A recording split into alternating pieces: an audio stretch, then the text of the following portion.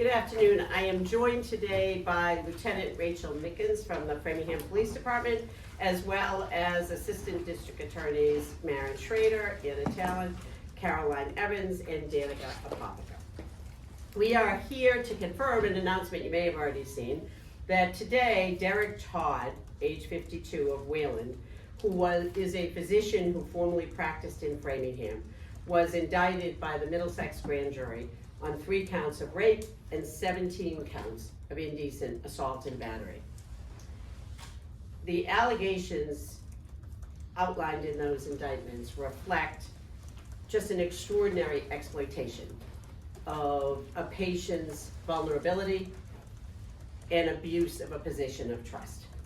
They reflect events that occurred in a 1-year period while Dr. Todd was practicing as a rheumatologist and a primary care physician at a private practice called Charles River Medical Associates.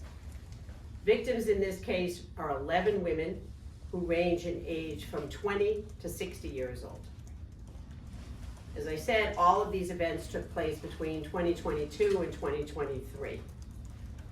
Dr. Todd is alleged to have raped and indecently assaulted these patients in various ways, some of which include conducting unnecessary and excessively prolonged pelvic and breast exams, performing procedures for which he lacked appropriate training or certification, and engaging in conduct that was outside of the acceptable standard of medical care.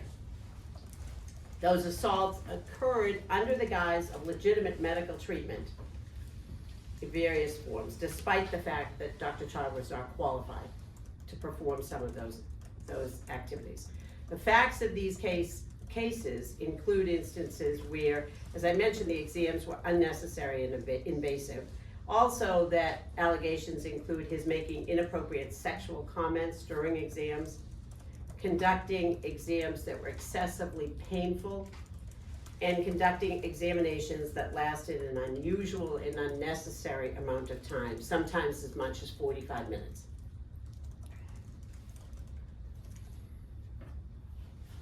All of us know the vulnerability of going to a medical professional in need of care. And particularly in this type of care where you are often in a position of being without your clothing in some kind of medical johnny, lying on a table, being examined, and then being exploited. And that is what is reflected in addition to just the facts of this case today in these indictments. It is our expectation that the defendant will be arraigned next Wednesday, March 25th, in Middlesex Superior Court. I'm happy to take a few questions. When we did this story a year ago, there was a worry that there could be a lot more victims out there. Even with today's announcement, is that still a concern? Yeah, well, obviously, we are now at a point where, as to the victims we have been in contact with, it's my expectation that we are finished with the indictments that we will be bringing. It is often the case, as all of you know, that the media serves an incredibly good purpose in these situations because now you make known what has happened. So it is certainly possible that we will have other people that will approach us. There are allegations of behavior that occurred in another county that are also being investigated as well. And it's also my understanding there are a number of people who have become plaintiffs in a civil lawsuit. When Todd was arrested last year, he's been held on bail, correct? He was released on bail, So yes. he is currently not being held anywhere. Right, he's out on bail on that case on which he is already charged. There'll be another bail hearing next week with respect to these new indictments. What's his current bail? I believe it's 10,000, yeah, I believe so. Sorry, go ahead. Your office last charged Dr. Todd with 2 counts of rape more than a year ago. Can you talk about what happened in the gap in the last 14 months and what's precipitated bringing these new charges now? So I think it goes to the nature of these cases. Obviously, these kinds of allegations differ from the situation where, for instance, somebody's walking down the street, they're approached by a stranger and something happens. Those are pretty straightforward. These are clearly circumstances where the victims in these cases were patients of the doctor. They clearly went to the doctor. There was a certain amount of, by definition, you're going to have a certain amount of touching, and in fact, usually physically invasive examinations that take place. So that much is allowed. The question then becomes, what was excessive, inappropriate, too long, too painful, all of that. Those are determinations that we as lawyers are not really in a position to make. So it requires bringing in a medical expert, having people look at records, talk to people, make those assessments of whether it's not as simple as a grab or a shove by a stranger. We all know what that is.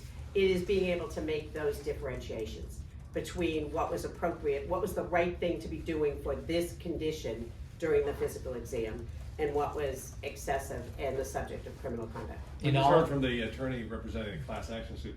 He claims to have 270 plaintiffs part of that case. That may be true. And I don't know geographically, I don't know time-wise where all of that is. I don't know that. In any, all, or some of these cases, were there other medical professionals present, and will any of them be witnesses if there are? If there were, they would potentially be witnesses, yes. But in most cases, are you having? Most cases, Dr. Todd, sorry, I didn't mean to control. Dr. Todd, we know, often saw patients, particularly some of the patients who became victims in these cases, very early in the morning, very late in the day, when other staff of the practice might not have been there. So how do you overcome the patient and the argument from the doctor that they just misinterpreted?